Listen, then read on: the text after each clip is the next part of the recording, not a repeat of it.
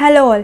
இந்த வீடியோவில் நான் ஹார்ட் ஒர்க் கூட சேர்ந்து ஸ்மார்ட் ஒர்க் பண்ணி எப்படி படிக்கிறதுன்ற சில டிப்ஸ் தான் சொல்ல போகிறேன். 2 விதமாக பிரிக்க போகிறேன் வீடியோவை.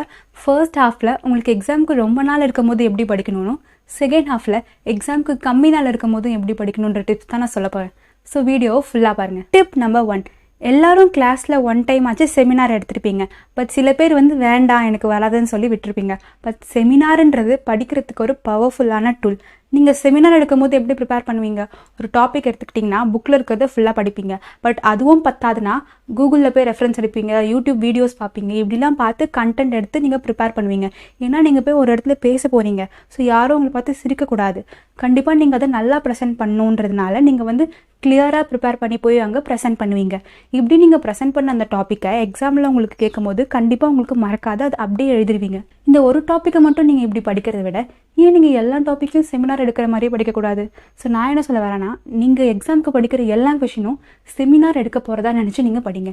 இது நீங்கள் எக்ஸாமுக்கு நிறைய நேரம் இருக்கும்போது பண்ணக்கூடிய ஒரு டிப். ஸோ உங்களுக்கு நிறைய நாள் எக்ஸாமுக்கு இருந்துச்சுன்னா எல்லா டாப்பிக்கையும் நீங்கள் செமினார் எடுக்கிற மாதிரி ப்ரிப்பேர் பண்ணுங்கள், ரிசர்ச் பண்ணுங்கள், எழுதி வைங்க. அதை நீங்கள் யாருக்காவது எக்ஸ்பிளைன் பண்ணுங்கள். செமினார் மாதிரி கிளாஸ் எடுங்க. அப்படி நீங்கள் எடுக்கும்போது கண்டிப்பாக அந்த ஆன்சர் உங்களுக்கு மறக்காது. நீங்கள் எக்ஸாமில் போய் அந்த ஆன்சரை நல்லா எழுதுவீங்க. டிப் நம்பர் 2, நீங்கள் ஒரு கொஸ்டின் படித்ததுக்கப்புறம் நீங்களே அந்த கொஸ்டினுக்கு ஒரு கொஸ்டின் பேங்க் ப்ரிப்பேர் பண்ணுங்கள். கொஸ்டின் பேங்க்கில் என்ன இருக்கணும்னா, அந்த ஒரு டாப்பிக்கோ அந்த ஒரு கொஸ்டினோ எப்படிலாம் கேட்க சான்சஸ் இருக்குது, இல்லை அந்த டாப்பிக்கில் இருக்க சப் டாப்பிக்கை எப்படிலாம் கேட்க சான்சஸ் இருக்குதுன்னு சொல்லி நீங்களே ஒரு கொஸ்டின் பேங்க்கை ப்ரிப்பேர் பண்ணுங்கள். ஃபார் எக்ஸாம்பிள், நீங்கள் ரெஸ்பிரேஷன் பற்றி படிக்கிறீங்கன்னா அந்த ரெஸ்பிரேஷன்ற டாபிக் எவ்வளோ விதமாக கொஸ்டின்ஸ் கேட்கலாம், அதில் என்னென்ன சப் டாபிக்ஸ்லேருந்து கொஸ்டின் கேட்கலாம் அப்படின்றத நீங்கள் ஒரு கொஸ்டின் பேங்க் மாதிரி ப்ரிப்பேர் பண்ணுங்கள். இந்த கொஸ்டின் பேங்க் உங்களுக்கு எக்ஸாம் டைமில் ரிவைஸ் பண்ணுறதுக்கு ரொம்பவே யூஸ்ஃபுல்லாக இருக்கும். ஸோ நீங்கள் இதை சீக்கிரம் படிக்க ஆரம்பிக்கும் போது நீங்கள் இந்த டிப்பை நீங்கள் ஃபாலோ பண்ணலாம். எக்ஸாம் கிட்ட வர நீங்கள் இந்த கொஸ்டின் பேங்க்கை அப்போ யூஸ் பண்ணிக்கலாம். இது ரொம்பவே ஒரு எஃபெக்டிவான டிப். ட்ரை பண்ணி பாருங்கள். டிப் நம்பர் 3, ரொம்ப எஃபெக்டிவ் அண்ட் இம்பார்ட்டண்ட்டான ஒரு டிப். நீங்கள் ஈக்குவேஷன்ஸில் ஃபார்முலாஸ் படிக்கிறீங்க. ஃபார் எக்ஸாம்பிள், ஃபிசிக்ஸில் மேக்ஸில் நீங்கள் ஈக்குவேஷன்ஸ் அண்ட் ஃபார்முலாஸ் படிக்கிறீங்க. பட் அது உங்களுக்கு ஞாபகம் வச்சுக்க ரொம்ப கஷ்டமாக இருக்குன்னா நான் சொல்கிற இந்த ஸ்டெப்பை நீங்கள் ஃபாலோ பண்ணி பாருங்கள். ஃபார் எக்ஸாம்பிள், மேக்ஸில் நீங்கள் tan theta is equal to sin theta by cos theta அந்த ஃபார்முலாவை எடுத்துக்கிட்டீங்க. பட் உங்களுக்கு இது ஞாபகம் வச்சுக்கவே முடியல. லைக் காஸ் மேலே வருமா, சைன் கீழே வருமா, இல்லை டிவைட் பண்ணி வருமா, இல்லை மல்டிப்ளை பண்ணி வருமான்னு. அப்போது நீங்கள் இந்த நேமிங் பண்ணுற அந்த ட்ரிக்கை ஞாபகம் வச்சுக்கோங்க. இந்த ஃபார்முலாவை வச்சு நீங்கள் ஒரு கதை க்ரியேட் பண்ணுங்கள். For example, tan theta is equal to sin theta by cos thetaனா டேன்னா டேங்க்குன்னு வச்சுக்கோங்க. டேங்க்குள்ளே போகும்போது சைன் தீட்டா, சைன் போட வச்சுருந்த பென், காஸ் தீட்டா காசு. டேங்க்குள்ளே போகும்போது சைன் போட்டிருக்க வச்சுருக்க பென் டேங்க்குள்ளே விழுந்துருச்சு. இப்போ நாங்கள் காசு கொடுத்து அதை வாங்கணும். tan theta is equal to sin theta by cos theta. ஈஸியாக நீங்கள் ஞாபகம் வச்சுக்கலாம். இப்போ tan theta is equal to sin theta by cos theta உங்களுக்கு தெரிஞ்சாலே sin thetaக்கும் cos thetaக்கும் நீங்கள் ஆட்டோமேட்டிக்காக ஃபார்முலாவை எழுதிடுவீங்க. இப்போ tan thetaக்கு இன்னொரு ஃபார்முலா இருக்குது. tan theta is equal to 1 by cot theta. அப்போ என்ன எழுதுவீங்க? டேங்க்குள்ளே போகும்போது வச்சுருந்த ஒரு காட், அதாவது பெட்டோட ஒரு காட் உள்ளே விழுந்துருச்சு. tan theta is equal to 1 by cot theta. இந்த மாதிரி நீங்கள் ஈக்குவேஷன்ஸை சிம்பிளாக ஞாபகம் வச்சுக்கோங்க. ஃபார் எக்ஸாம்பிள், நம்ம இப்போ ஃபிசிக்ஸ் எடுத்துக்கலாம்.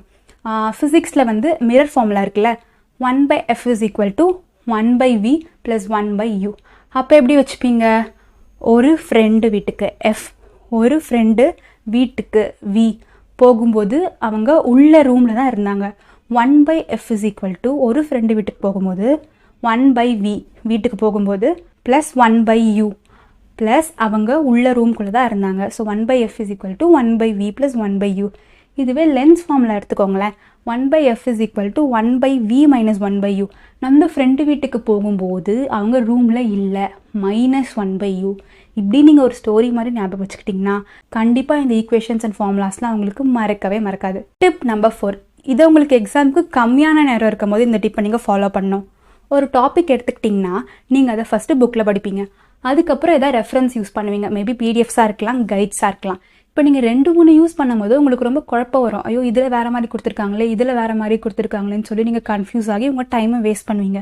பட் அதை அவாய்ட் பண்ணுறதுக்கு நீங்கள் என்ன பண்ணணும்னா, எல்லா பிடிஎஃப்ஸ் கைட்ஸும் எடுத்து சேர்த்து வச்சுக்கிட்டு அதில் எது காமனாக, அதாவது எல்லா பிடிஎஃப்ஸ்லையும் எந்த பாயிண்ட்டை காமனாக சொல்லியிருக்காங்களோ அந்த பாயிண்டெல்லாம் தனியாக எழுதி வச்சுக்கோங்க. உங்கள் புக்கில் இருக்க கண்டென்ட் ப்ளஸ் இந்த காமனாக இருக்க கண்டென்ட் இதை மட்டும் படிங்க. எல்லாத்தையுமே படிக்க ட்ரை பண்ணாதீங்க. எல்லாத்தையுமே நீங்கள் படிக்க ட்ரை பண்ணிங்கன்னா நீங்கள் அவ்வளோ பேஜஸ்க்கு எழுத போகிறது கிடையாது. ப்ளஸ் உங்கள் டைம் வந்து வேஸ்ட் பண்ண போகிறோம்.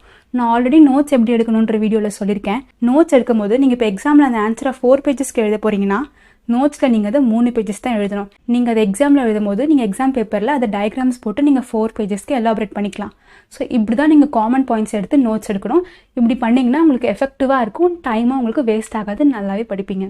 டிப் நம்பர் 5, ரேண்டமாக கொஸ்டின்ஸ் படிக்கிறத நிறுத்துங்க.